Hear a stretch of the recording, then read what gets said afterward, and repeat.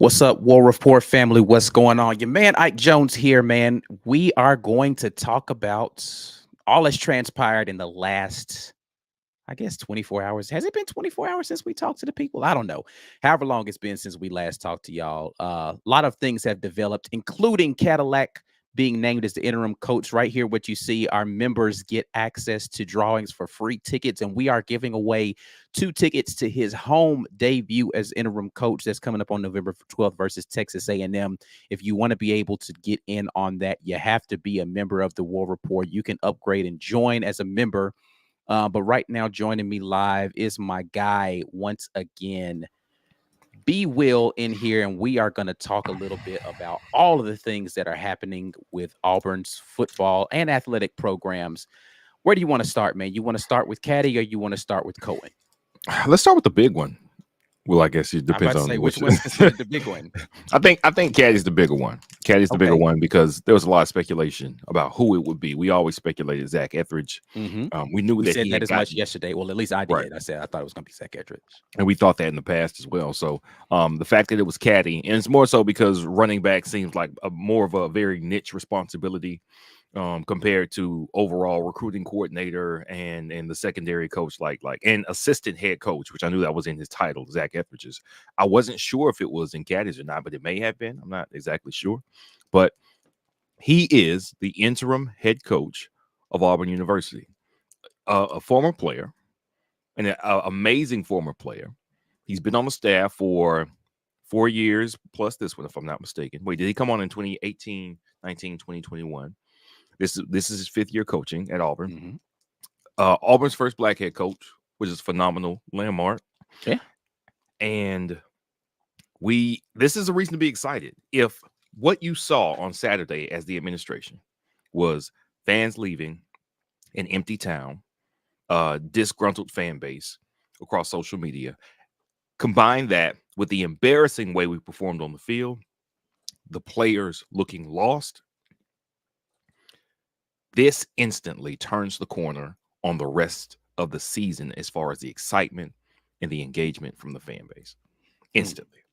And we would have told you if there were people still fighting in that locker room, if the product was formidable, if we were trying, then you don't move on from Brian Harsin until the end of the season.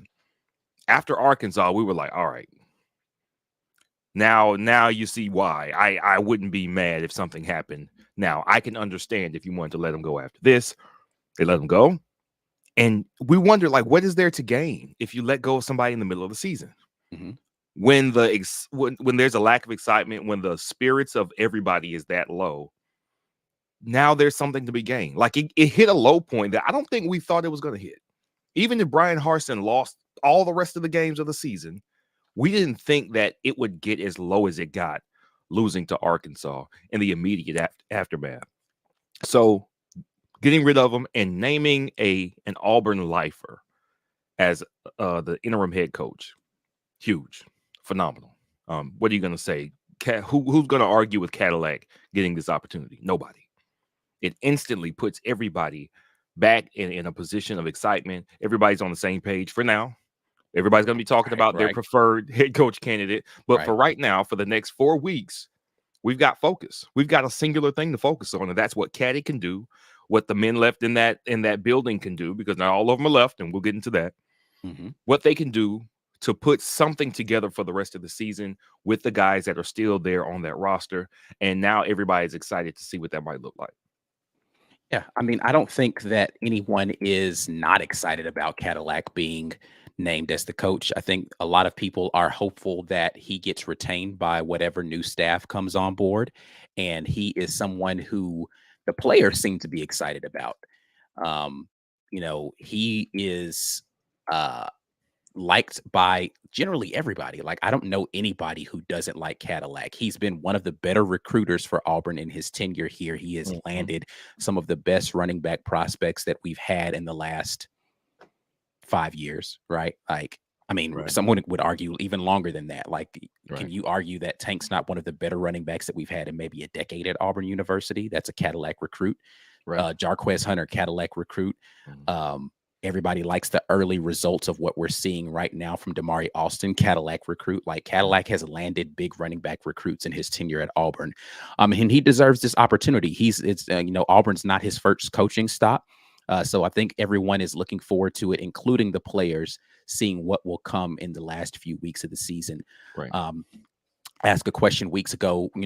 Why does everybody feel like changing coaches solves the problem? Well, the problem seemed to be that people no longer believed in the plan that was being executed or being Right. implemented, I should say, by both head coach and offensive coordinator. And Mhm. now we have someone at least willing to change that plan and do something different. And I think Auburn fans and players alike are excited about those changes coming. Right. Yeah. That's what it is. That's what it is. Everybody's got some momentum to feel. Everybody's feeling that momentum and that excitement. And that's the best thing. Whatever hire was going to get everybody back in, fans back in, administration back in, players back in, that was the right one. That's the right interim move. And hopefully they can find that correct head coaching hire as well, which is harder to do. But this is the right move for now. It's a great move. And now I'm excited for the rest of the season again, because I was not. Yeah, I mean, listen, the excitement is a big thing, especially when you think about what we're attempting to do right now in salvaging the recruiting class. We're going to talk a little bit about recruiting classes as far as like players departing that are part of the current recruiting class, some things that we've heard out there on the rumor wires around potentially new recruits that could come on board. But here's a question that I have. And as we kind of talk about a little bit about the people who have left, right? So let's go down the list. Head coach, of course, offensive coordinator, Eric Esau was let go.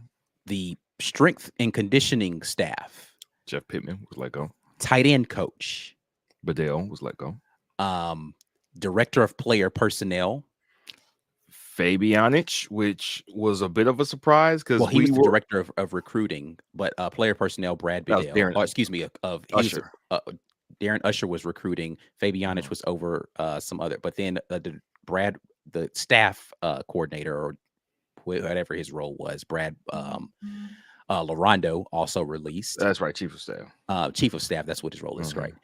So all of those guys out the door, right? The only person retained from the Boise crew that came in was Jeff Schmedding, the defensive coordinator, who still seems to be employed with Auburn University. What do we make of that being the situation?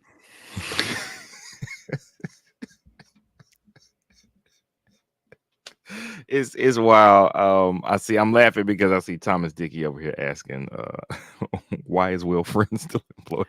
Okay, so we're going to talk about Will Friend specifically when we talk about people who have transitioned to new roles and what people are going to do.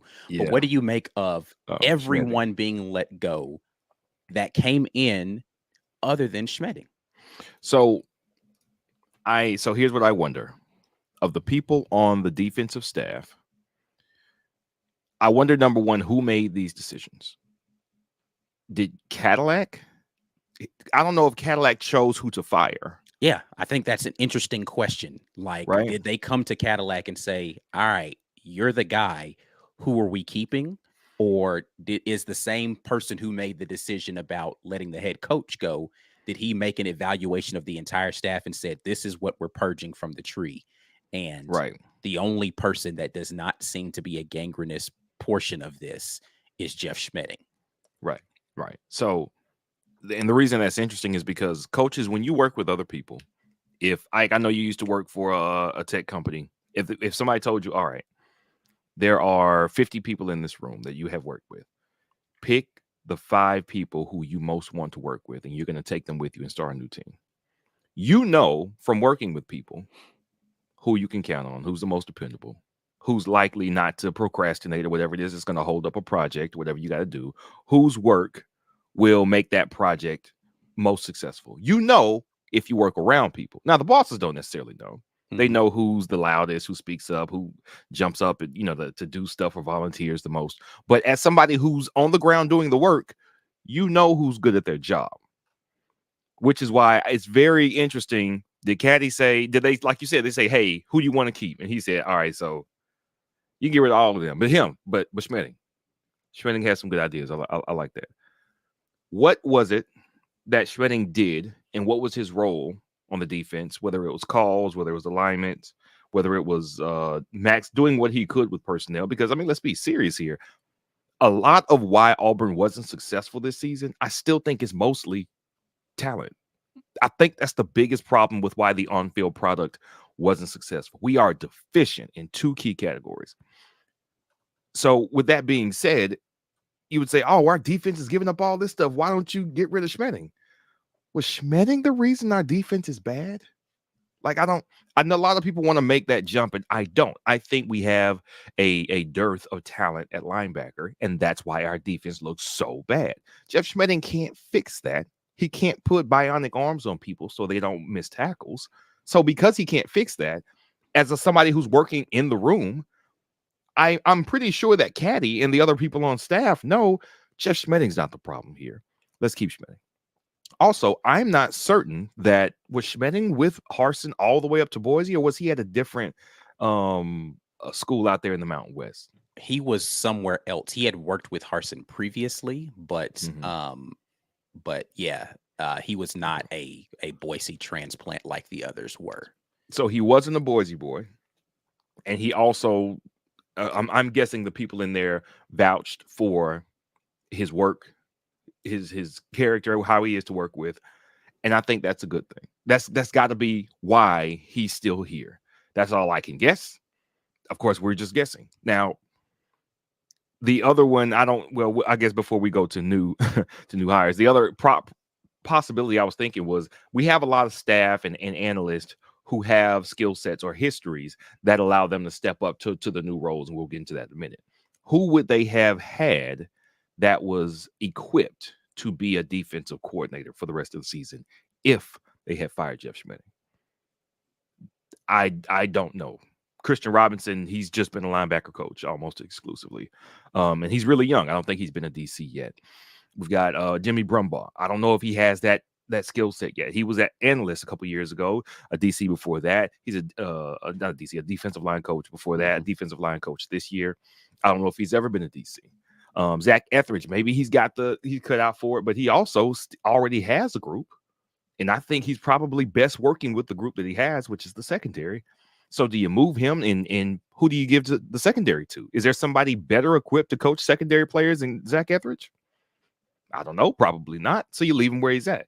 So it may have been well, we need you right here because we need you. You get rid of this many bodies, then we need some people to either keep doing what they're doing or maybe pull double duty. So you stay right here and we'll work the rest of this out.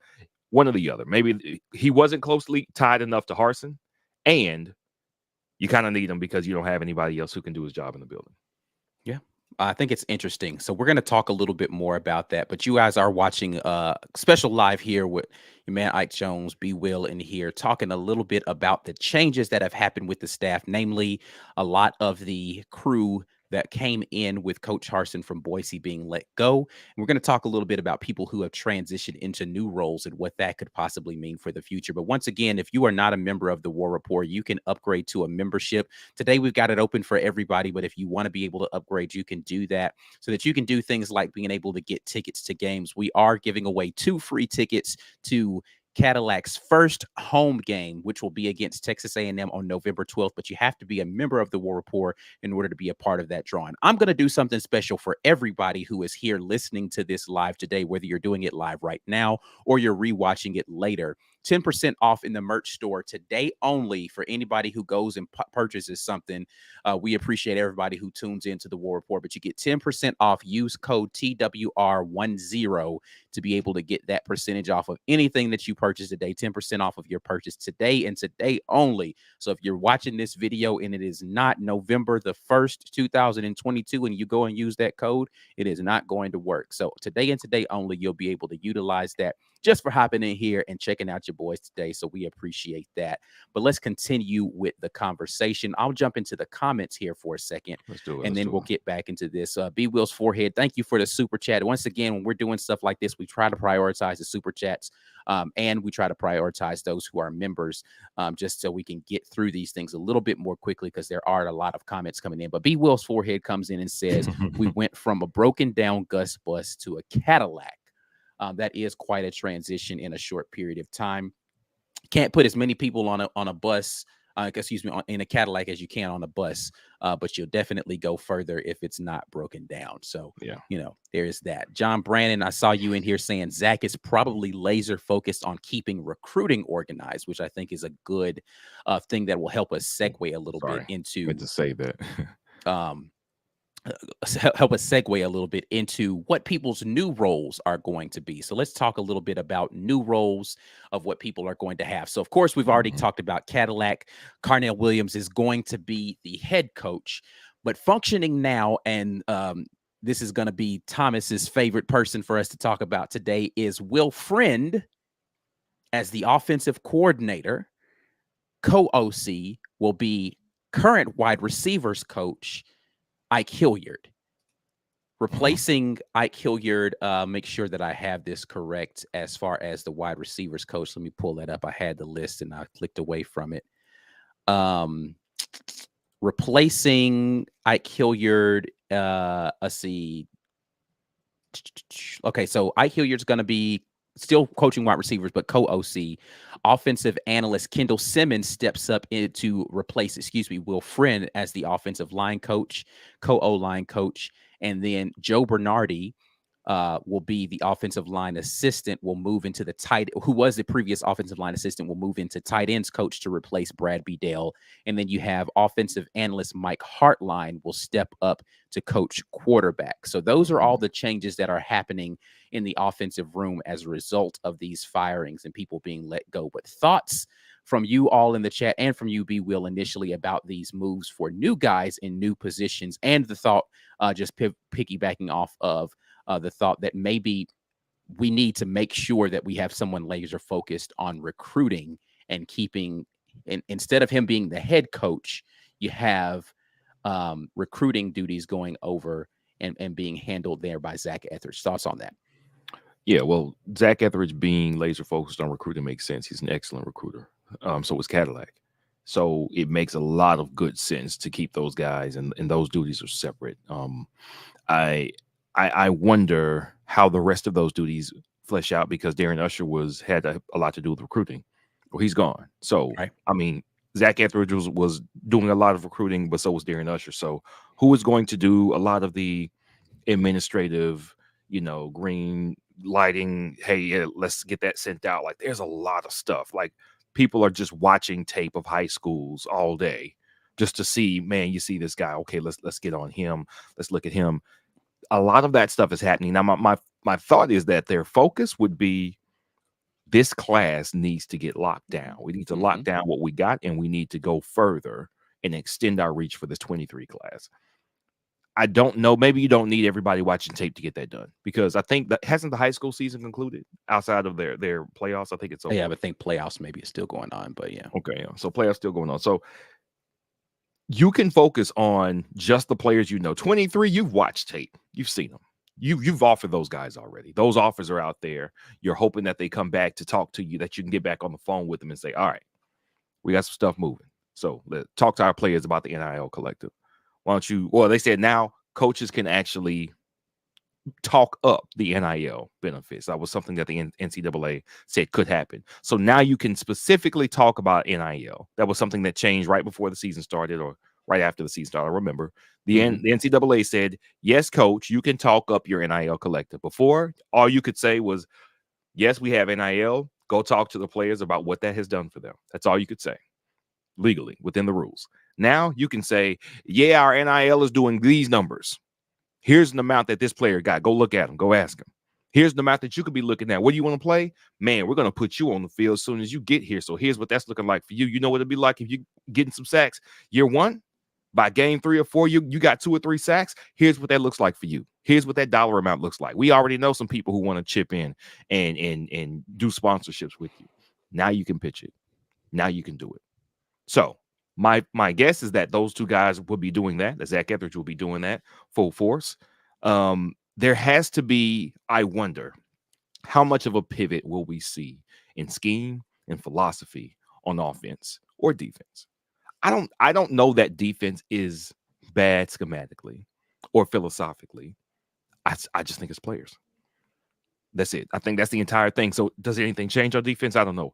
Offense, listen, something can change.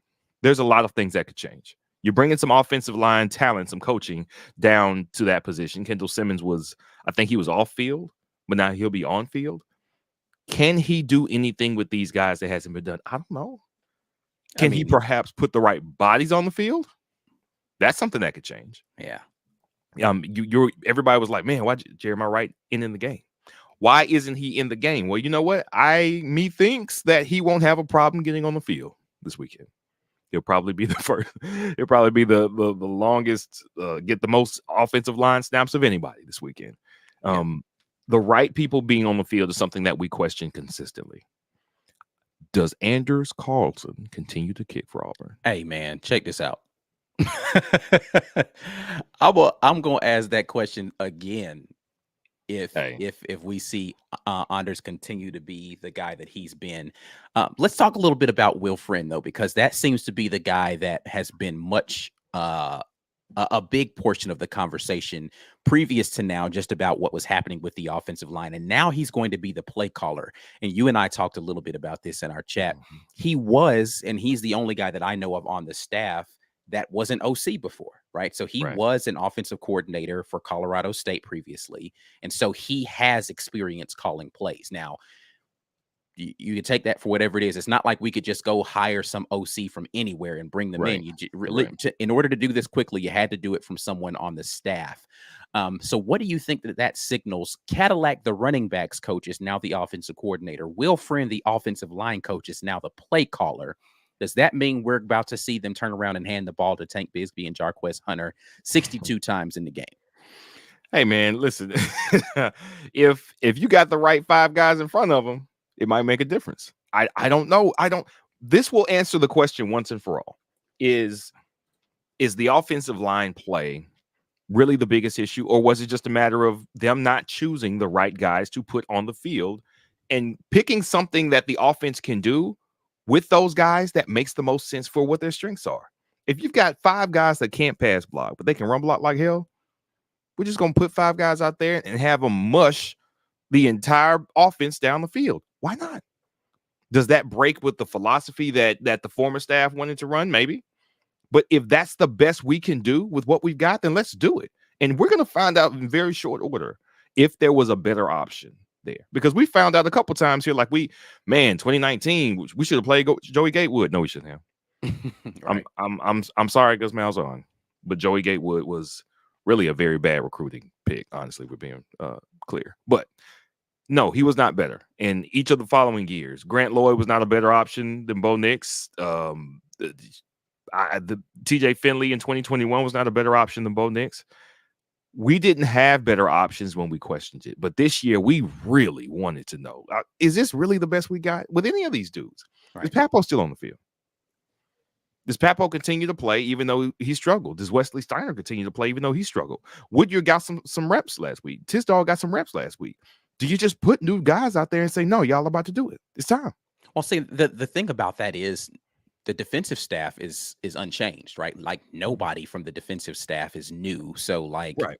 And the question you have to ask yourself is how much of a hand did Coach Harsin have in deciding who got to play on that side of the ball, right? We're pretty sure, because he's an offensive guy, he was heavily involved in the offensive game plan as well as what personnel groupings were going out there.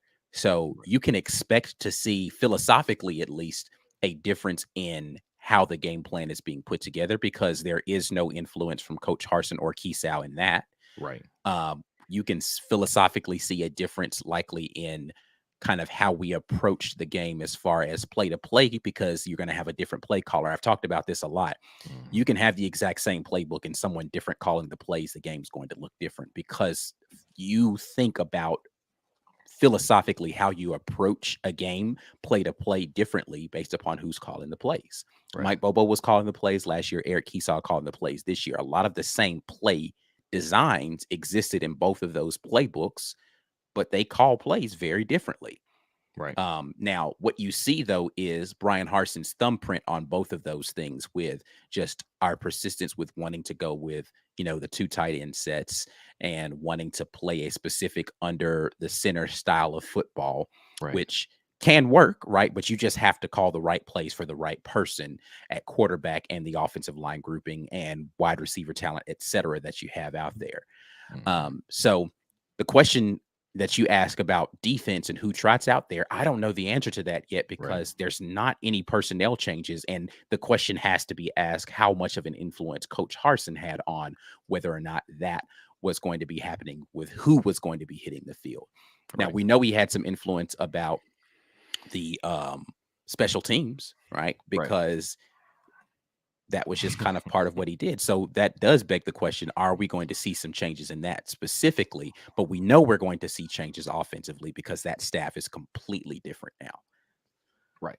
Yeah. And that we will know. We will know a lot about what was definitely Harsin and what was not. That's something we will find out in short order. And I'm very excited to kind of see. I'm very intrigued, because if our defense looks the same, if we're still giving up big runs to good running teams, then we can go ahead and hang up that it was, Coach Harsin. No, we might just be missing here. Here we might be missing. I think the offense had a lot to do with the former staff, Harsin and Keys. I think that being as bad as it has been is mostly on them and their decisions. But we get to see. See. Yep, definitely we'll get to see. We're going to go to the comments here. Thomas Dickey, and I've seen some other people say this friend must have some dirt on someone. Listen, I don't know if anybody's got any dirt on anybody, but again, I think this comes down to who do you trust to be able, I don't think people realize how difficult it is to call plays, not to put a game plan together, because that's difficult as well. But like play to play, deciding and I've talked about this before. If you've seen me talk about this, I'm mostly on Watch the Film. It's hard in a short amount of time to decide, okay, this is what the down and distance is. This is where the football is spotted. This is what I'm going to do as far as who is going to check into the game and personnel groupings. And from this personnel groupings, this is what play I'm going to call. That's not actually easy to communicate in a short amount of time to allow you guys to get that communication down to the field, to get those people checked into the thing. Have that play called in the huddle, whether you're calling it from the sideline or actually in the huddle. Communicate that to all 11 guys that are out there, and then give your quarterback and your offensive line enough time to analyze what the defense has lined up in, snap the play all before the play clock. You have to have some muscle memory to be able to do that and do that quickly enough. And so having someone who's called plays before and doesn't have to get trained on how to do that in midstream, also familiar with your offensive playbook, I don't know that you have a better decision than somebody like Wilfred who's done that before at the collegiate level, whether it was at, Colorado State, again, it's not SEC, but it's still Power 5, right? Right. So he's had the opportunity to do that before, familiar with the playbook, and has done the job. I don't know that you have a better choice on staff. Who else do you put in there? I mean, I take suggestions from the group and from the chat as people who they think, based upon the people who they know are on the staff, that would be more equipped to step in immediately and do that. Especially with Hilliard as co-OC. Right. Which means, to me, that means the passing game may be more dynamic and it may make more sense. Right. And that means he's probably going to be more in charge of personnel groupings. He's probably going to be the guy so one of them's going to be up in the booth looking down saying, hey, this is what we want to call. Somebody else is going to be like, all right, this is what the call is. This is what group of guys I want to go in with this package. And they're going to both come together to probably put an offensive game plan together that's going to be how we're going to attack this defense this week. But on game day, likely the decisions are going to be made by Wilfred. As someone who's done it before. And I saw somebody mention in the chat, but it could really just be the guys for Wilfred. Like, really, I know we want to put everything on coaches, and I would tell you that because we've had we landed nobody in the transfer portal when it came to offensive line this past season. We also haven't gotten any major commitments off the offensive line. Now, we had 2023 center. If you're looking for the big 5-star super all-world tackle, we have gotten some commits. We have not gotten that landmark commit. We were committing bodies now. We had 3. We lost 1 with the Harsin firing. Will Friend hasn't done a great job, or let's say he hasn't blown us out of the water with offensive line recruiting. And the play here from the guys who are here has not been good. You could say it has gotten worse year over year. I don't know. Did Will Friend choose to start Austin Troxell at right tackle? Did he choose somebody over Jeremiah Wright? Or was that Harsin saying, no, don't start Wright for whatever reason? We don't know who had the responsibility or the autonomy to make what decision. I would tell you, let's see what a new game plan with new faces and with Cadillac as a head coach. Because if anything, all they want to do is win right now. They're not worried about developing this team for next year. They're worried about winning right now and putting a respectable product on the field. So if we know that the coaches here now want that, if there is a bad choice that anybody makes, no, swap him out, man. He ain't doing it. He ain't doing it. This goes hand in hand with Mike Hendricks' comment. Appreciate the comment here. This is completely triage to deal with the firing and just fill gaps, right? Like, this isn't people making long-term decisions about the future of Auburn football. This is about trying to make sure we have something that we can go out there and trot out on the field on Saturday against Mississippi State. And I think we'll talk a little bit more about Mississippi State here in a minute. We'll talk exhaustively about the game in specific tomorrow. So if you guys don't know, the War Report goes live every Wednesday talking about the upcoming games. So we'll be live tomorrow at 7 p.m. to talk a little bit more specifically about the Mississippi State and the matchup that we have there, as well as all the other matchups around the SEC. But yes, I agree, Mike, this is a triage deal. Right. David Whitehead jumps in and says, is this a sign of giving Caddy to be the head coach for next year? I'm going to say no. I don't think so. I saw another comment of someone saying, if he does well, does he get an interview? Maybe. But I think that they're going to go for someone who is not going to be a project or an experiment. It's going to be somebody who's had head coaching experience before. Or has had at least coordinator experience before, which Cadillac has had neither. Right. So I think the running back group, and this is another question Bay Lyman has, will Caddy continue to coach running backs, or will someone else take that on in the interim? I think the running back group is the one that's performed the best overall, and so they probably need a little less hand-holding of any of the groups. So he'll likely have co-duties. They didn't name anyone specifically that I saw as a running backs coach, though. Right. So unless I've missed that, I haven't seen a new running backs coach named in the interim while Cadillac takes over head coaching duties. Cody Smith jumps in and says, Capers has not hit the portal. He stated he will enter December 5th. So that tells me he's waiting to see who the next head coach is. All of the announcements that have come out about the portal entries have been people saying that they'll officially hit the portal on a date in the future. Right. And that includes Landon King and blah, blah, blah. So I started that so we would know. I want everybody to understand, before the start of the season, the NCAA redefined transfer portal activity. You can't jump into the transfer portal until a certain number of days after the season is over. That's why they're saying December 5th, because that's, let me see, if the last game is, I think, Bama game is on a 26th. It's either 8 or 9 days after the regular season ends, the transfer portal activity can begin, which is, I think that is a week and 2 days. So it's a Monday after the last game of the regular season. That is why that's when the transfer portal opens up.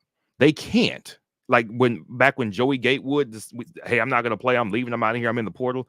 He could do that. And I think he had committed to Kentucky before the season was over. That can't happen anymore because it was too crazy. And everybody was complaining about, well, kids are leaving all the time, anytime. Like, we have to put some constraints around this. So the reason that all of these kids are saying the 5th is because that's when they can, according to the rules, enter the transfer portal.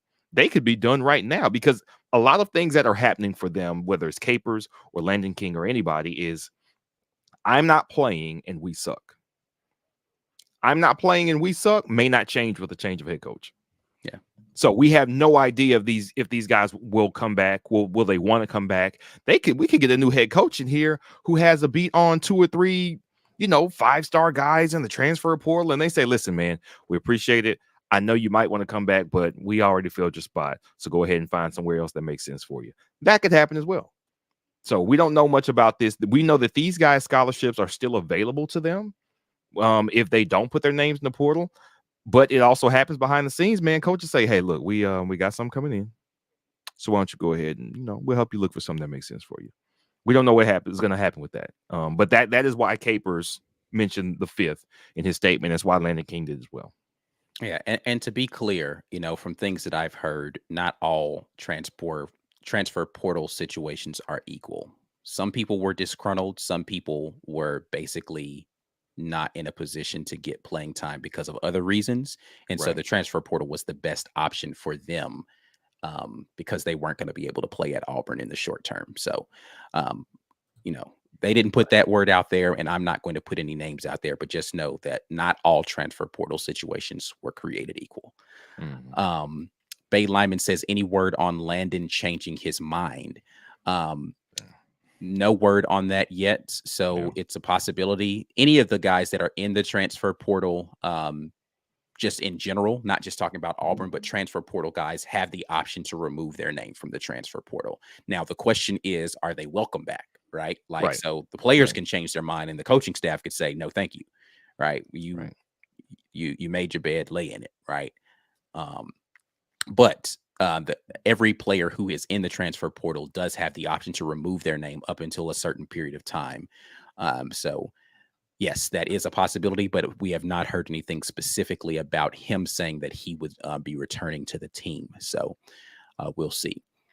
Rigger Spoon jumps in with a super chat saying, not super chat, excuse me, but with a chat to say, so while I think Lane can do well at Auburn, why is it we think he can win a championship? He couldn't at USC. He bailed on Tennessee, a rehabilitation tour with Saban that doesn't say champion. This would be my question to all the pro Lane people. And what I think Lane does is he fixes some problems that have been problems at Auburn for a while now. And so everybody's like, yeah, let's do that. But there's a thing that's called overcompensating, or you steer in the direction of what the problem was. So you overcorrect that problem, but you may be getting new problems with that. So yes, transfer portal. We have not done well there. Even when we could get guys in from transfer, they were usually kind of just middle of the road guys. We haven't gotten a big difference maker in the portal as far as transfer goes. That was like day one. Wow, how did this guy leave wherever he left? He is the best player in his group at the position on the team. The minute he got in here, we have not had that at Auburn. Cam Newton, of course, Nick Marshall. They were JUCO at the time, but players that didn't start here but came in here, they were otherworldly. Like, hey, you were playing somewhere else and you could have gone anywhere, but you chose here. That hasn't happened here. So Lane Kiffin fixes that. And that's what everybody wants him. Oh, we can turn around real quick. Yeah, we can turn around real quick. But again, is he going to 4th down give away 2 games that we could have won in a season? He definitely can recruit short term. Right. But what else about his resume lets you know this guy is guaranteed championship with great recruiting and resources? I don't know what else says that about Lane other than short-term transfer portal success. Yeah, I mean, guaranteed is a strong word to use, but yeah, to your point, there's nothing about Lane Kiffin's past that says championship future. You see championship potential. I think that it's easy to see his offenses have always been high powered. The issue has always been whether or not he could get the defensive talent and the guy to head the defense up that will allow them to be a quality team. Putting up a bunch of points and being risky and doing a bunch of stuff that may or may not work during a game and may or may not have players and coaches frustrated with the decisions isn't enough to win championships. You've got to do more than that. And we'll see. I mean, Lane Kiffin is definitely on the lips of a lot of people in this whole situation, but we'll see.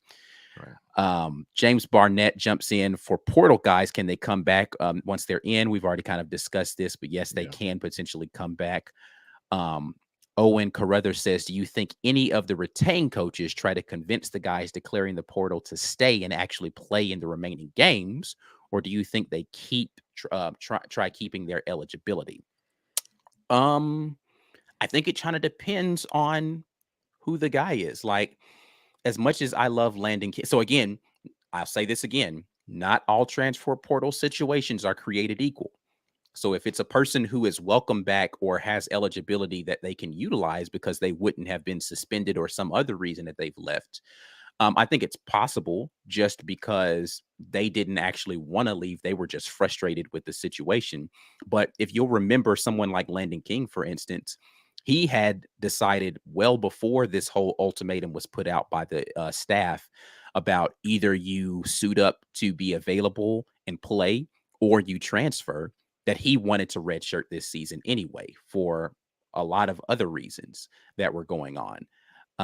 I don't know if he says now, hey, I mean, the situation's changed as far as who the coach is, but does that mean that he is going to get more playing time now and burn his red shirt essentially just because he wants to come back and play for the final couple of games of the season? I don't know the answer to that. And I don't know the answer to that for any of those guys. If they're just like, oh, I'll have an opportunity to put some real tape out here on the field and show some people what I can actually do. Who snaps are they taking? Right. Every time. Who are you sitting down to play Landon King? Because Camden Brown looks a lot like what Landon King would be doing anyway, except he's been doing it a little longer for more snaps this season already. He's sitting Camden Brown down. I don't think anybody's going to say, yeah, let's sit Camden Brown down.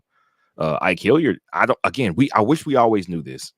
Ike Hilliard, did he choose who got on the field, or did Eric Kesau and Brian Harsin choose who got on the field? Because you can see why the OC would need to make decisions about which wide receiver is running this particular play based on what they can and can't do. I don't know that Landon King not playing was I have no idea that would change because we have new staff now. I'm going to say, based upon what I've heard, that we could see different wide receivers getting more reps this week. Okay. So if different guys because Hilliard is going to be more in charge of the decisions. That's true. There'll be some different guys getting percentages of burn this coming week. Okay. So if now you're saying that Ike Hilliard helping design the offense is going to create more opportunities for wide receivers, then maybe a different wide receiver or a couple of different wide receivers can get on the field. Maybe that's the opportunity that Tavares Dawson was looking for. I don't know. Again, Javarius Johnson was playing so well ahead of him. Do you sit Javarius Johnson down for Tavares Dawson? I wouldn't, and it's not because Tavares Dawson can't be a great wide receiver. It's like Javarius Johnson was averaging like 20 yards a catch at one point. You sitting him down? No, you're not sitting him down. So I get why guys left. You got to do what's best for you. You always want them to do what's best for them. They would have to get some very strong guarantees, my guess would be, to say, hey, if I come back, are you going to put me on the field? Yes. Look at these packages. I got it ready. You're going to go on the field because we're going to have a lot of wide receivers out here. Cool. Can I come back? Yes. Okay. I'll be at practice. I can imagine that happening. But if that isn't what's going on or why they're in the portal, then my guess is they would stay out. Yeah. It's going to be an interesting situation. Mike Hendricks jumps in and says, how many coaches are available that have won a natty? And this is an interesting question to me because a lot of people want to put championship pedigree as or SEC experience or head coaching experience or, a lot of people are like a person who's proven to be able to do a rebuild as a reasoning for why you would want a particular coach. And the question you have to ask yourself is not just this question, and it's the question I ask every time we start having these coaching conversations, is not just who's available or not just who is out there, but is that person the right fit for Auburn, and does that person want to be at Auburn, right? Like, you don't just get to arbitrarily go and pluck it. Unlike the graphic that we throw out there where you get to choose your offensive coordinator and your players, you don't just get to pluck people from wherever you want to with no additional consequences and decide, I like you, you're going to be a good fit for us. It doesn't necessarily work that way. Right. And so I don't know the answer to this. I mean, I mean, Jim Tressel, right? You're going to go pull him out of retirement because he won a national title somewhere. Do you go grab Pete Carroll from, we tried to snatch somebody from Seattle once before. We're going to go get Pete Carroll from the Seahawks and make him the next head coach. Like, there just aren't a lot of people. Do you go pull Coach Ogeron because he got a title at LSU for 1 year when he caught lightning in a bottle? Gene Chizik is out there. He won a national championship. Well, y'all don't never talk about Gene Chizik. We got to talk about head coaches. He won the Natty at Auburn. Yeah. So, I mean, there are a lot of coaches who've won national championships who are not currently head coaches in college football. But I just don't know that there are a lot of them who would be good fits for Auburn, number one, want to be at Auburn, number two, and make sense for Auburn right now, as far as what they can pay or what we can pay and what we have as our current climate for things going on. That's a lot to consider for a head coach. So I don't know. I see Riley give us those words of wisdom. He be tweeting that out. Hey man, Gene Chizik is a great motivator of people. He is. Listen, and man, that's what I like. But it's like that. It was good here, and winning a national championship unlocks opportunities in recruiting and in brand promotion that you don't get without winning the national championship. Yeah, I mean, absolutely, Lawrence. Jimbo Fisher, national championship coach. I have never thought that winning a national championship made a head coach just untouchable, because there's so many factors that contribute to winning a national. It's almost luck. For many people, it's luck. For a very select few, because they're getting there constantly and they're in it constantly, Bama, Clemson, Georgia, it's not luck. It's a habit now. But for a lot of people, I mean, we are staunch Auburn fans. 2010 was luck. It was Cam Newton in the transfer at JUCO. That's it. That's all it was. It was Cam Newton. It was one guy. According to Tony Baker 747, gotta face it, although you don't like Malzahn, but for Malzahn, Gene Chizik doesn't win the Natty. Absolutely. Luck. Gene Chizik I would argue had to be here. If not for Cam Newton and Nick Fairley. Nick Fairley, and Gene Chizik could have been here. He was here before Cam and after Cam. What do those 2 seasons look like? All right. Thank you very much. Cam Newton was the difference. But it took all of those factors, though. It did take Gus's system and his offense with an otherworldly, next level, unrealistic talent. It had to be that. It had to be that. It had to be Fairley, who was actually a JUCO transfer. It had to be the wide receivers that we had. We didn't have these super studs like we saw everywhere, like with Julio Jones, but they had to be sure-handed. We've had questions here over the last few years, like, man, do we have somebody who can catch a pass? We didn't have that problem in 2010. It was just like the right mix. Very few injuries for a team that didn't have a lot of depth. Right. What happens if Nick Fairley rolls an ankle or if Cam bruises a knee? Then we're done. Yeah. William Hayford, but without Gus, Cam doesn't come to Auburn. His name is actually pronounced Trooper Taylor, but that's the bag, sir. The bag to the lifting. For real. But yeah, national championships are largely their luck and their circumstance and their effort. Don't get me wrong. These guys are putting in a lot. It takes a lot of work to make all that happen. But a lot of guys are getting over on luck, and they can put that on their resume. But I think one of the reasons why Gene Chizik hasn't gotten another head coaching job is because everybody can look at it like, no, that was just kind of like you got Cam, man. Nobody's giving him all this credit for that. And I think it's still the personality he was probably had a lot to do with steering the ship correctly, especially through the scam that was going on that season. The whole Cam is no, he was eligible. Y'all shut up. It took a Gene Chizik to be the face of the program, to steer that correctly, not let it get to the team. So yes, he did his job as well, but that doesn't mean he's the person to build a program into a national championship program again. It just doesn't. So we can see that with some people, not with others. I don't see it necessarily with Lane. I definitely don't see it with Jimbo. Matt Brown won a national championship. No, why does nobody talk about him? We go get him from North Carolina. He won a national championship and then went to another one. Why don't we believe that he can do that? Because it's not as simple as he's won a national championship. There's so much more to it. And I don't think there's anybody out there who is just a guarantee slam lock. We're going to a natty within 5 years if we hire this guy. I don't think that guy is necessarily out there. Yeah, I mean, I don't know that there is going to be a universally accepted person for Auburn. Somebody is going to have an issue with whoever gets hired. So I think B Will, you tweeted from the War Report account like everybody's friends again in Auburn social media land until a coach gets hired, and then we're Yeah, going to be fractured again about, ah, man, this is a terrible hire. I hate this person, and they lose right. their first game and gonna be like, see, I told you he was trash. There's no way he should have been at Auburn in the first place. That's going to Right. begin again. So just enjoy the kumbaya for the next 48 hours, because I Yeah, I mean, know, and we're right? still kind of divided right now over whether or not we should give certain people interviews and are they Mhm. going to get this right and blah blah blah. So man, it's just never going to be all the way together. Again, if you guys missed it, we're giving a merch discount for everybody today and today only. Code TWR10, 10% off of your purchase at thewarreport.com. You can go and support us in that way. We're not doing any lockdown of chat or anything like that today, but we do have membership, so you can join the War Report. As a member of the War Report, you get a lot of benefits, including ticket giveaways. We're not giving it away to every member, of course, but we are doing a drawing to give away to members who would like to. Coach Caddy's first home game, if you want to be there to see it, we are giving away 2 tickets to the Texas A&M game on November 12th, but you have to be a member of the War Report in order to be eligible for that drawing. So make sure you get into that and go ahead and join um, the War Report coming up soon. So let's pivot a little bit in the time that we have left, and let's talk about the not coaching, excuse me, with the athletic director.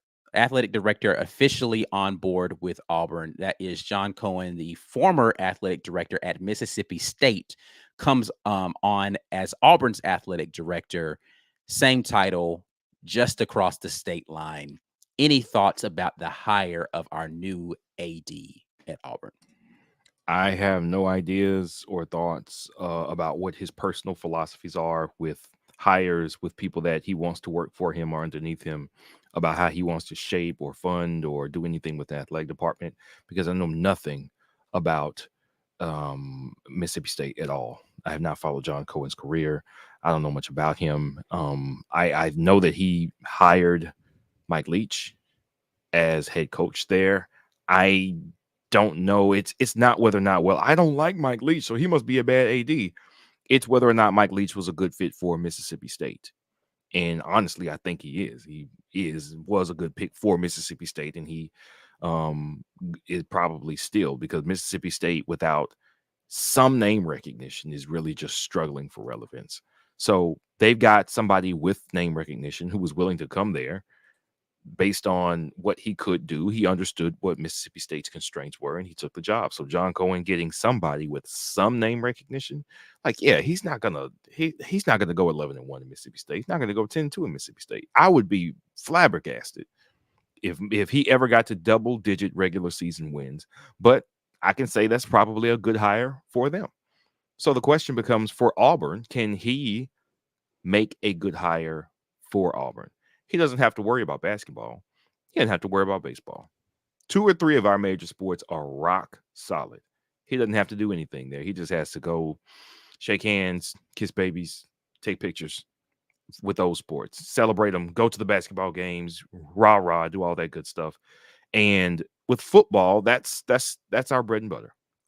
Our identity as a school is tied to the football program, externally and internally. So he has to make the right hire. I don't think there's any way you don't know what Auburn is doing, has been doing, what it's looked like for us. I think anybody at the national level can see the turmoil here. So I think he understands the moment, and he's been given the benefit by the president, President Roberts, of, you're not going to have to wrestle with an old coach. You're not going to have to worry about that. You just have to make a good decision going forward. And when it was first reported, it was reported by Ross Dellinger from Sports Illustrated that language was used, assurances and incentives, that he would be running his own athletic department, i.e., nobody's going to get in my way of making the decisions I want to make. I think with that, you do exactly what we hope is done for the head coaches, which is, we see what you've done. We think you can do this correctly. Here's some money. Here's some autonomy.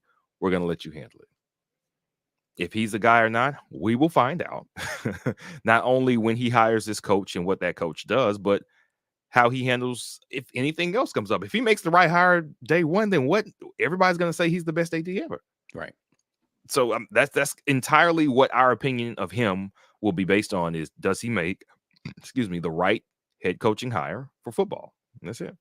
Yeah, I mean, listen, it's as simple as that when it comes down to a lot of things, right? Like we tie an athletic director's success in most people's eyes. Like people who know more stuff behind the scenes will look deeper into, just how well they've done with being able to massage boosters for getting things that they need, and what kind of relationships do they actually have with the athletes that are at their university, and how well do they manage the budget that they've been given from the board of trustees, right? A lot of those things are the actual duties of an athletic director, including hiring personnel. But that personnel piece is the piece that most people are going to look at, and they're going to look at who did that person hire during their tenure, and how well did that athletic program perform, or how did they manage the hiring and firing process of those different programs, is what most people will point to, because that's the most public facing thing.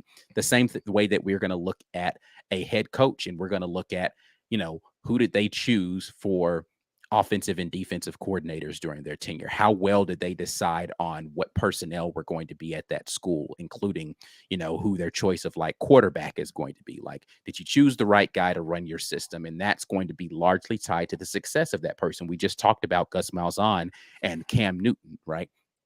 As offensive coordinator, or Gene Chizik winning his national title. A lot of that had to do with somebody had the foresight to say, this dude, Cam Newton's actually a beast, bro. Like, y'all might want to go holler at Blinn College real quick and just go look at him, right? Because he's the next guy, right? And so somebody had the foresight to say, all right, cool, we'll go take a look. Right. And so your fate gets tied to that. Somebody had the foresight at LSU to say, there's a dude that's up there at Ohio State that's not playing, but I think he could be really, really good for our team. And they went and got him and brought him to LSU. And 2 years later, they had a national title. Yeah. Like that's just how it goes, man. You get the right convergence of people. But the thing is, if you're successful, you can repeat that over and over and over and over again. And that's where the problem comes in with a lot of people. Some people are flashes in the pan. And so we don't know yet whether or not this athletic director is someone who can successfully build programs. But what we do know is that he did well at Mississippi State at building those programs over his brief tenure there. But to your point, B. Will, can he repeat that someplace else and we see that success? That's, again, a thing where you can point out that Nick Saban, he did it at LSU, then he went and did it again at Bama to the tune of multiple times, right? Like it wasn't just this one time he did it and he was up out of there. Like, no, he did it here and he went and did it again somewhere else when he got full reins. And he, so you can't deny knows how to put a program together, right? So let's see. We're going to go back in here to the chat. Once again, you are rocking with Ike Jones, B. Will, 2/4 of the War Report. We got so much stuff that's going to be coming out for you guys soon around all this stuff. I wanted to highlight this because Fortune Degree said Capers is in the portal despite saying December 5th statement. Players can enter the portal 30 days after the coach is fired. So I'm looking at the NCAA site for those changes. So that is true. If there is upheaval for some reason, I guess a lot of players were kind of getting stuck where they were when the coach either bailed on them. So if the coach leaves, the coach gets fired. And also, I think those new rules announcements that goes into effect officially for the next college football season, not this one. So it will, I guess the 5th, I think it's after this regular season, then those limitations start. So that's going forward. So right now, all those guys are in the portal. It says as of yesterday. So maybe they were going to wait to jump, but they went ahead and jumped in as it was updated on yesterday, 10/31. So, or was that yesterday? No, that's today. Maybe today. So I guess because Harsin got fired, they got the window. I'm still a little fuzzy on if those windows of portal eligibility have gone into effect yet. That will definitely be the rule going forward. But as far as what they were waiting on, that's probably what they were waiting on. But Harsin being fired definitely gave them the green light to go ahead and go now. So they did. So thank you, Fortunate Degree. John Lubin jumps in and says, "Do you guys think the new AD gives the next coach 3 years regardless?" I That hope so. regardless word is difficult for me because if they come out here and they lay, and they don't win any SEC games in the first 2 years, and we don't have a good recruiting class, I don't know if you can survive that at Auburn, regardless of what's going on. That this first year is they're going to have to get a mulligan on the first year. All right. Like you can catch lightning in a bottle, maybe with some transfer portal stuff. I don't want anybody making snap decisions based off of year one, considering the hole that we're in. Right. Year two is going to be the first true year. I think that you can start to look at returns from that particular coach. So I do hope they at least get a third year, but there's going to be a lot of circumstances regarding that regardless word. That there's a lot of things that could happen that could get somebody up out of there. Right. So I wouldn't say regardless, but hopefully it's not just based upon purely on wins and losses that they're Right. being judged on in those first 2 years. So hopefully that's going to be the case. Lawrence Robinson jumps in and says Papo is on the Butt Kiss Award watch list. He did make the list somehow. I don't know, cuz you got a lot of tackles this year, but I can tell you this. Unless he is out there playing like Superman over the last he won't be on the finalist list. Yeah. So, he did make the initial list that they put out there. So congrats to him. Again, I think that Papo is a great kid. So congrats to him for making the list. Yeah, for sure. Tony Baker 747. Yeah, Ike and some coach from Oregon did the same thing with some kid named Bo Nix. I've already given Bo Nix his props. I don't know what else you guys want me to do besides say he's playing good. Yeah. He's I don't in the know. best place for him. Yeah, I mean, he's done well in the situation that he's in. I'm not Yeah. for some reason you all are under the illusion that I hate Bo Nix. Me saying Bo Nix didn't play well when he wasn't playing well is not hating. Right. And to say Bo Nix wouldn't have played well here under these conditions, offensive line and offense, is just the truth. Yeah. So I don't know. Again, I don't know what else you guys want me to say about the whole Bo Nix situation. You're more in love with that Bo Nix situation than anybody else. So maybe you guys should I know there's a great guy who does Locked On Oregon, and maybe you could watch his show more so you can hear more about Bo if you want to talk about it more often. Yeah. Kyle Sweat, did Kirby Smart ever hold a head coaching position before UGA? I was thinking we needed a proven coach, but maybe we need a proven coordinator. Thoughts on this comment? I get more sad when I think about the fact that if Boosters had said, "Hey, Kirby, it's your thing, you got to go," in 2013, we would have gotten Kirby Smart instead of Gus Malzahn. For all of the wonderful feelings that we got in 2013, seeing what Kirby has done after 5-6 years on the job, I would much rather have had Kirby Smart as a head coach than Gus Malzahn. Boosters interfering again and not letting us get the hire that made the most sense because they couldn't see control of a program that they in turn made somewhat poisonous to the outside eye. I try not to think what if with that, because that's what you needed. You needed a guy who was going to stick to his guns, who's going to run it his way, but already had the cachet, already had the name recognition from being there, had been close enough to a natty, even though he had never won it as a head coach, but he had been in on the process at Bama. He knew how things went. And you see him producing a more consistent defense for sure than Nick Saban has been able to produce since Kirby left. Jeremy Pruitt had him humming for a while over at Bama, but they've been up and down and really just not as fantastic as their recruiting has been at Bama on defense since Kirby left. Now he can't pick an offense to save his life, and I'm sure we would have had many complaints about how that side of the ball would go, like they do at Georgia. That fan base does. They don't always love the offense, but what you see is a consistency there that we have been hungering for, and I would love to have that consistency more than a really high of 2013 and never getting back to that high again, and then a low now with a coaching tenure that was incredibly short because it was the wrong fit. I would love to have had Kirby. And I think this is a good example of it's not just about have you won a natty. The future is not littered with coaches who have only won natties being the next coach to win a natty. There are people right now who are coaching in Group of Five in Division II who will go on to be head coaches who win a national Division I FBS championship. But you don't know it if you're so stuck on the guys who you've seen done it or the names that you've heard the most about it. there's somebody somewhere who knows what they're doing, who's going to get better at doing it. Like I just said, Nick Saban won a championship at LSU, but he didn't do what he did at Bama. He learned. He got better at LSU. He learned more in the NFL, and then he applied all those lessons, even failing in the NFL. He applied it to Alabama, and now has had tremendous success. Some of it, is, I ain't gonna cast on aspersions, cheating, but there's a lot that goes into it when you're being a head coach, man. People get better. Coaches get better. We need to keep track of where every coach came from. I mean, Josh Heupel might be a very good example. You don't know. This might be their year. And he was at Central Florida, dialing it up to beat Auburn in a bowl after the 2017 season. And he could be in the running for a national championship this year. We can't just think about the big names and faces that we know. It's so much more to it than that. And that's the thing too with a lot of what I have an issue with when we start having these conversations about proven, right? Proven, what does that mean? What does proven mean? Like where does the proving start and stop? Because sometimes everybody's got to start somewhere. And if your point is, well, you can't start at Auburn, you need to start at a lower college and then work your way up. But then when you do that, people are like, oh, well, they haven't proven it in the SEC. So is Auburn only going to be able to retread former SEC hires in order to pick someone here?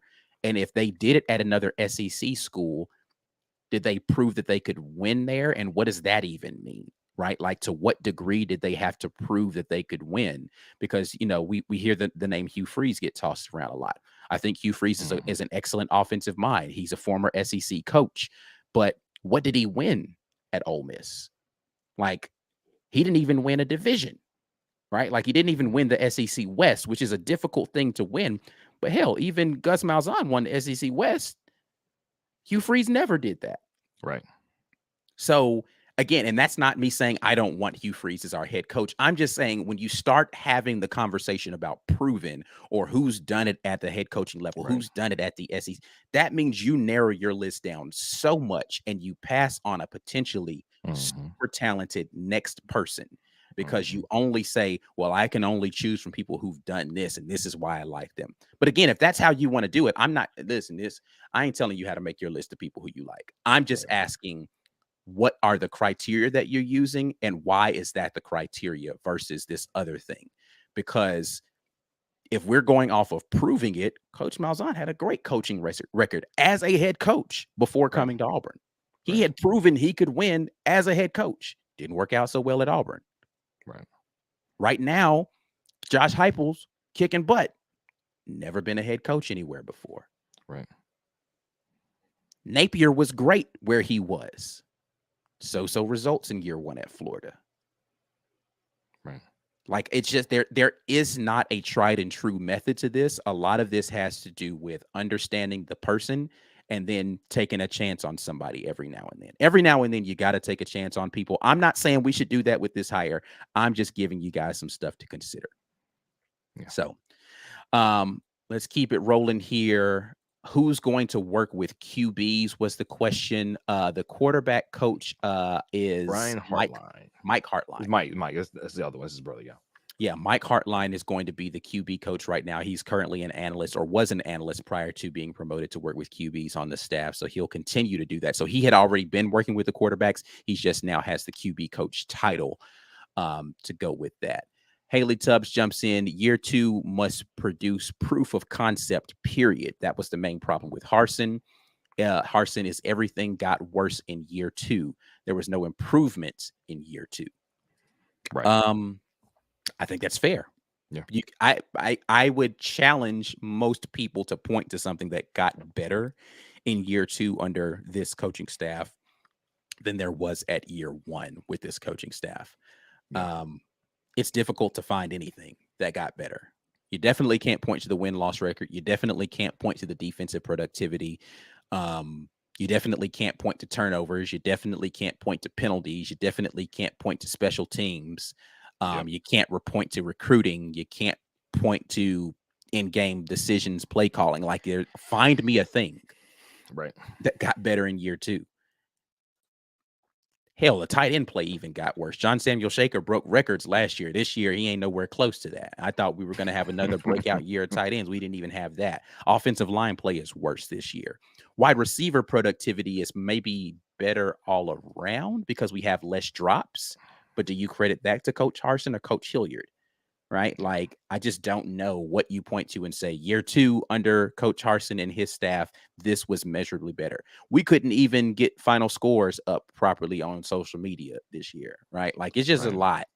It's a lot to take in, right? So, Mike Hendrick jumps in. We shouldn't be afraid of a coach leaving for a reason we can't control. Put them in a place, and if they have a program and resources that are producing elite results, then choose to leave. So be it. This is a really great point to bring up because this point is what a lot of people have as a fear for a couple of people who are in the coaching search. Number one, Coach Sanders.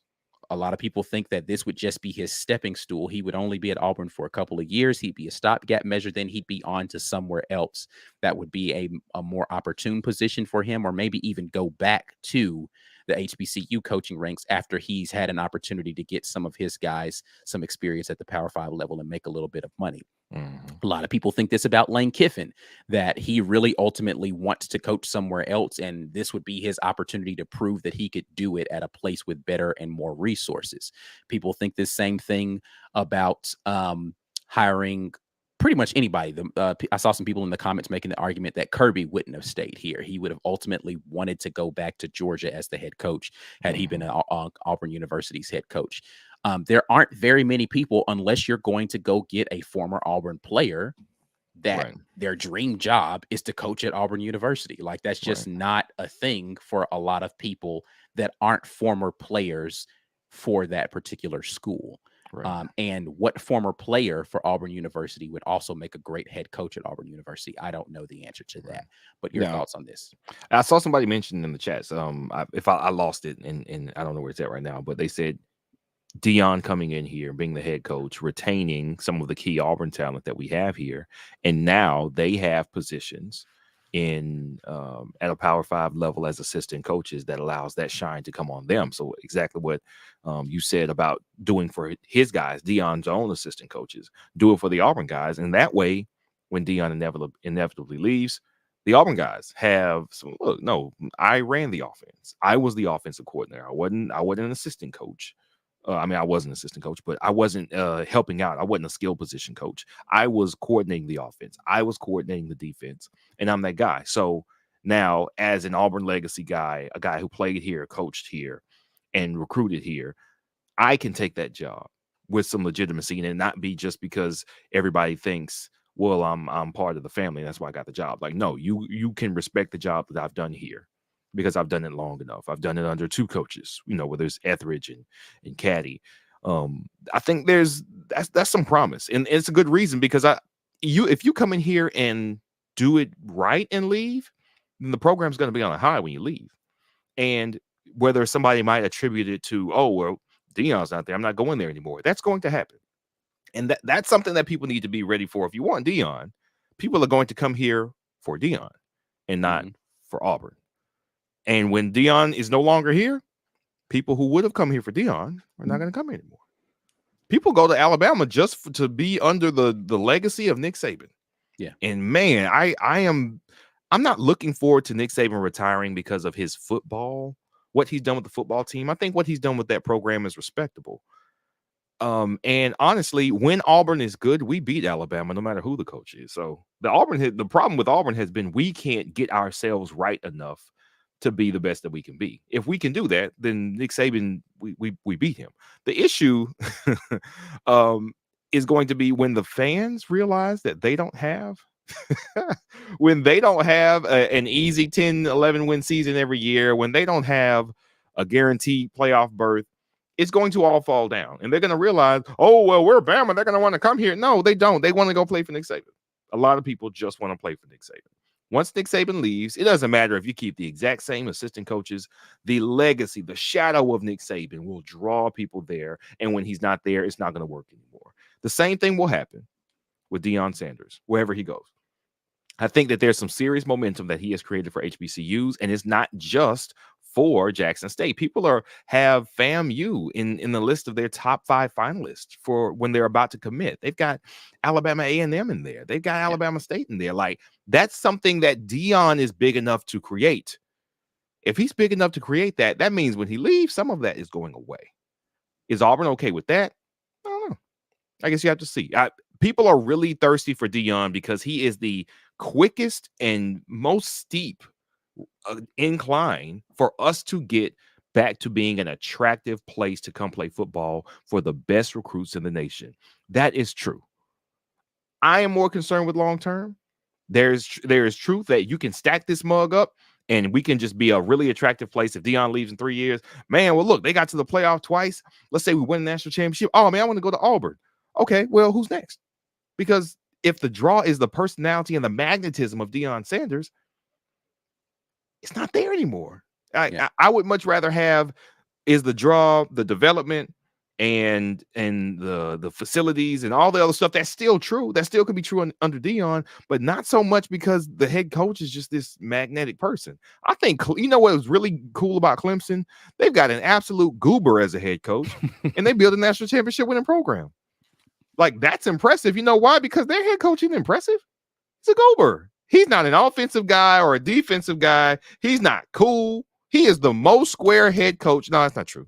Eli Drinkwitz is in the running as well. But Gus was too. The magnetism of the person is something that can easily go. Now, do you want your program to be built on one person's magnetism, or do you want it to be built on a host of factors that can be solidified over time? I think Clemson's really attractive for that reason. Like, props to Debo with his old goober face ass. Yeah. I think that there is something to be said about, but after a while, here's the thing that I also caution people. After a while, the results are going to matter. And, right. You can have all the magnetism in the world, but if for whatever reason he gets here with all of this talent and pulls a Jimbo Fisher, it ain't gonna matter. Right. It ain't gonna matter one bit at all. People in response to my former Auburn player that could be a head coach or want to come back and coach for Auburn, Rodney Garner, Dale McGee. Yeah, I've seen that. I think that Dale McGee is probably the better option of those, like as far as former players wanting to be. What was the guy who was the D-line coach here that was here for like a week and a half and then went back to the NFL? Tracy Rocker. Tracy Rocker, right? Mm-hmm. Like, he's been a coach. I mean, he's never been more than a position coach. Right. Same thing with Dale McGee. Same thing with Rodney Garner. Like, so do you go straight from position coach to head coach just because they're a former Auburn guy? If that's the case, why not keep Cadillac as the coach, right? Like, I don't know. I don't know what the answer is. Todd Jordan jumps in. Todd, good to see you, man. Always good to see you in the chat. But thoughts on Kellen Moore as a head coach, current offensive coordinator for the Dallas Cowboys? I mean, is this Coach Harsin offense retread again with a better personality? I mean, it's clear that he knows offense, right? You dialing it up in the NFL to some success. Now, granted, Dallas has a lot of talent, so that's part of it. But if you come here, I like the idea of getting a guy who can say, I know what it takes to win in the NFL. I'm going to prepare you for that. I love that. Absolutely love that. I think that's preparing the players who come here to succeed in the future. And that's one thing I really liked about Brian Harsin's tenure. He got NFL coaches in here. Whether it was his call or not, I'm thinking it probably was his call to get Drew Fabianich in here because he's out with the Boise boys. So maybe that was a Harsin hire. But you get people whose focus and whose experience is the NFL. You are telling the people who come here, your future matters. And I thought by the previous administration before Brian Harsin, Gus you couldn't sell that. None of the position coaches were NFL guys.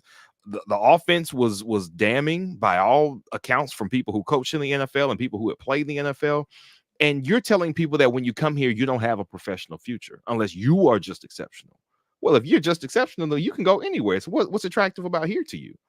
Now, Kellen Moore head coach means he's going to prepare you for the NFL. I don't think any NFL head coach or former NFL head coach is going to run an operation that doesn't prepare you for the next level. And I like it for that reason. But I think he gets paid good money to just design plays and call offense for some of the best players in the world. Who wants to take on managing all these people, having to do all this recruiting and take all these pictures? Kellen Moore can probably go to the store or a bar in Dallas, just have some drinks, take a couple pictures, high five people, and go home. He can't do that here. There's a lot of freedom that goes along with the NFL. I think those coaches are probably living somewhat of a dream in the sense that you get to laser focus on what you do. If I just live and breathe offense, then I'm scheming.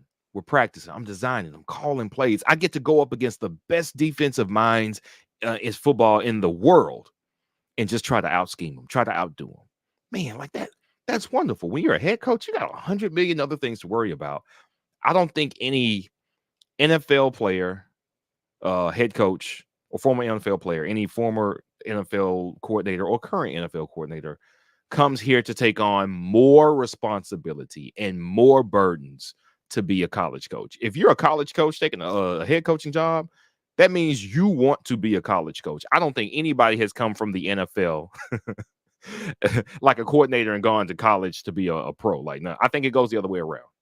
I think if you're a head coach in the NFL, then you're doing a lot of things and a lot of heavy lifting. You've got a lot of responsibilities. So that kind of translates to college, like Pete Carroll. But he ultimately went back to the NFL because it's simpler.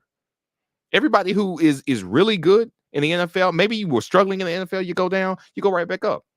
In the inverse, Steve Spurrier had success at college, right? Oh, I can do this in the NFL. Oh no, never mind. Let me go back to college. Nick Saban, I can do this in the NFL. Nah.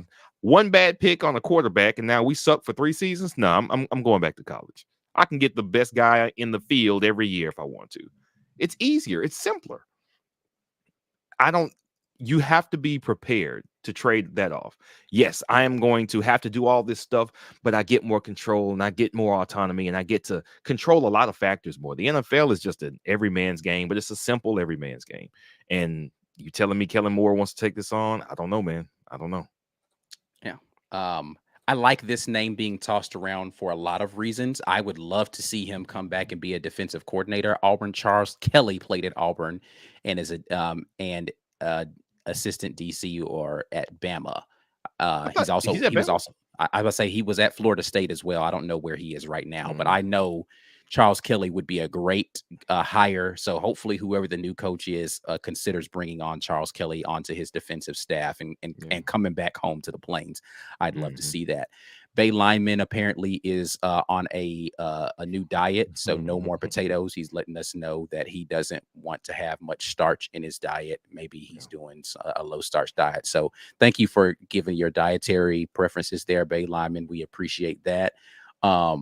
Super chat there. Appreciate the super chat from Roderick Tisdale mentioning Byron Leftwich, current offensive coordinator. Where is he the OC right now? He is at Tampa Bay, and their offense sucks. Tampa, so that's right. Tampa. No, thank you. I think when you got Gronk, I mean, they were good for the couple of years when Tom Brady still had a little bit of an arm left, and Gronk was still on the team. When Gronk was still on the field, and AB that first year, who was like a otherworldly receiver still in his prime. I think it's mostly been about the talent that they've had there, and Gronkowski is just kind of like he covers all ills on an offense. But do you think the issue with Byron Leftwich is his ability to call plays, or they just don't have talent anymore? Because listen, everybody's better when they have better talent. Well, no, it's not true. So is it strictly that talent? I'm on the fence. I would say I don't know, because I know you had it when you had a consummate professional and a very high IQ quarterback in Tom Brady, who was not a physically overpowering specimen when he went to Tampa Bay. He was just a very good quarterback who knew exactly what to do at the right time. And they did have a plethora of talent with Gronk, AB, Mike Evans, Leonard Fournette, and Ronald Jones. You just had enough talent to do exactly what you wanted to do, and it worked. And you've got the pros who know how to do stuff correctly. You take away one piece. Gronk was really all it took for this thing to start looking ghastly. I don't know, man. Like if you're just one piece away in the NFL, like they lost what's his name? Kansas City. They lost probably one of the best wide receivers in the league. They still putting up points. Yeah. Tyreek Hill is an automatic mismatch that creates better situations for every other receiver on the field. But they're still putting up points. Now you got the ultimate trigger man, But Andy Reid was putting up points like this before he got Pat Mahomes. He was making Alex Smith look good. Alex Smith wasn't that good. That's Eric Bieniemy is actually another name that people have been mentioning a lot. I've seen in desperate corners of the internet as a head coaching candidate, and whether or not we would give him an opportunity as a head coach at Auburn. As another one of those guys where he may be in the same situation where he really wants to be in the NFL. Does he stay at Auburn very long? But he's been a good OC under Andy Reid for the last few years at Kansas City. That's true. He has, but when you have the best quarterback in the league, I can't ever separate you having. That's like you telling me Gene Chizik is the best head coach because he won a national championship. No. Gus Malzahn isn't the best OC because he won a national championship with Cam. You got Cam Newton. Take Cam Newton now and let me see what you do. I would say the same thing with Patrick Mahomes. Take Patrick Mahomes out and then show something like this. And then we can start talking about, but that just makes him a great offensive coordinator. The college game is so much more than that. And that's why I would be reticent about Kellen Moore or Eric Bieniemy. They just do one thing and they get to laser focus on it. College coach, head coach, you don't get to focus that much on any one thing. You have to focus on everything and do it well. And we already talked about how not being a warm, inviting, fuzzy guy can be a negative on the recruiting trail. Do you know what Kellen Moore's personality is? What Eric Bieniemy's personality is? Do they want to travel a lot? Do they like traveling? I don't know. They got to have an appetite for that. Listen, Dan Mullen was a great play caller, but apparently didn't like to get out on the recruiting trail. So yeah. Lawrence, I don't know how much I should be upset at you for this, but Cody Burns is coaching in the NFL now, and he's the Saints wide receiver coach. I don't know what that means for the future of Cody Burns in relation to this conversation, but if you are suggesting that Cody Burns should be the head coach at Auburn, sir, we need to have words. Yeah, again, I'm going to say let him stay there. He's good for Cody. You get to worry about one thing every week. Bill O'Brien, yuck, and Todd Monken, yuck, are some names that I've seen. I get it. They're coaching at Bama and Georgia respectively, but Bill O'Brien's at least got head coaching experience. Todd Monken, was he ever a head coach before he got the OC job? Was he? Maybe. He was an OC in the league. Yeah, he was an OC in the NFL. I know that for certain. I don't know what he was before that, though. Yeah, I don't know about that one No, did Tom Monken was a head coach at Tampa, wasn't he? For a minute? Yeah. Huh. Yeah. I don't know about either of those guys being good head coaches here at Auburn, but hey, listen, I don't have to make that decision, thankfully. Let's see. Is there anything else you wanted to highlight here from any of these chats that are coming here?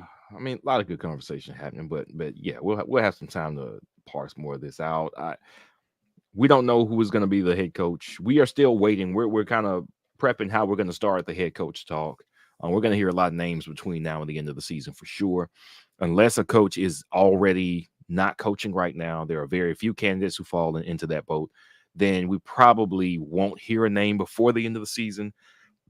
I think it's safe to say that everything's on the table. Hearing reports about who's talking to whose agent, everything's on the table. I mean, we're going to hear a lot. We're going to get our names together. We want y'all to get y'all names together. We're going to really kind of have like a bonanza discussion because that's going to be fun to go up pros and cons about potential candidates. But short term, we got something to look forward to, man. We got something to look forward to, and that's what's most important because they have renewed my interest in the season to see not only what this coaching staff does with these players, but what these players look like with all these changes. I feel like they lost their will once we lost to Arkansas. Hopefully they have that will back and they've rediscovered that will. Yeah. And that's what I'm hoping. And I'd like to see that effort on the field starting this weekend. Absolutely. Absolutely. All right. Well, we're about to get out of here, guys. We appreciate you guys jumping in here. If you want to be nice, you could like the video before you get out here. Definitely at least subscribe to the channel so that you can know. Again, we'll be going live again tomorrow to talk more about the Mississippi State game. So you guys make sure that you lock in with us over there. As I told you guys earlier in the show, we are allowing for this day and this day only for you to get 10% off in the store for you to get your merch. So 10% off of your purchase on any merch. Go to thewarreport.com, use code TWR10 on your purchase, get 10% off of your your purchase there. And if you are not a member of the War Report, make sure that you get your membership weight up and get on board with that. We are doing all sorts of great things, including game day chats that are going to be member only. And we're giving away tickets to both of the final 2 home games, but at least this home game in specific being Cadillac's first home game coaching as interim head coach. You can get an opportunity to go for free on the War Report. We'll be doing that drawing coming up here soon, but you have to be a member in order to be a part of that drawing. We appreciate you guys tapping in with us, man. That's it. We are out of here until tomorrow. War Eagle, War Report out. Peace.